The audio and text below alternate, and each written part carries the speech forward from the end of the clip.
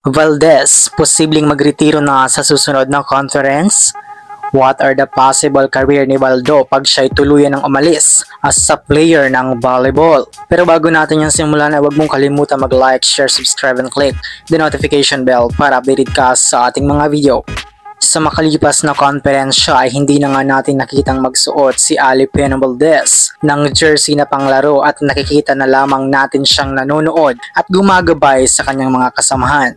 Marami nga ang nag-aabang sa kanyang pagbabalik aksyon, subalit hindi nga natin nakitang maglaro si Valdez. Maybe this is the time na mag-giveaway na si Valdez sa mga younger players para mag-excel pa sila on what they can do more in the future. Marami nga ang namimiss maglaro si Valdo, ngunit if Valdez quit the volleyball ay siguradong marami nga ang magiging malungkot dito. Clarify nga before ni Coach Sherwin Meneses na hindi makakalaro si Valdez this season because of her injuries.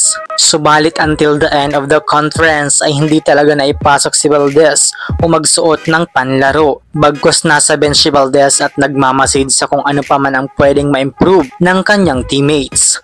If ever man naaalis na si Valdez as a player ng Creamline, ay maaari ngang maging parte si Valdez as assistant coach ng Creamline.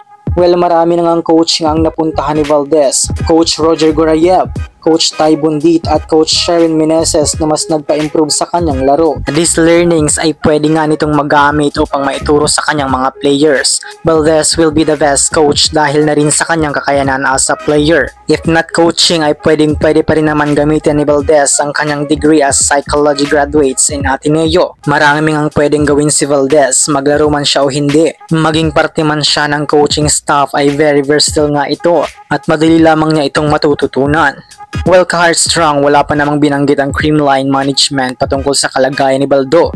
At kung ano man ang kanyang magiging decision ay for sure, marami pa rin talagang susuporta sa kanya.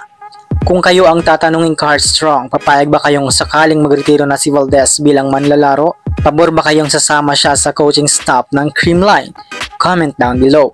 Hanggang dito na lang muna ka-Heartstrong. Do not forget to subscribe and click the notification bell para updated ka sa ating mga video.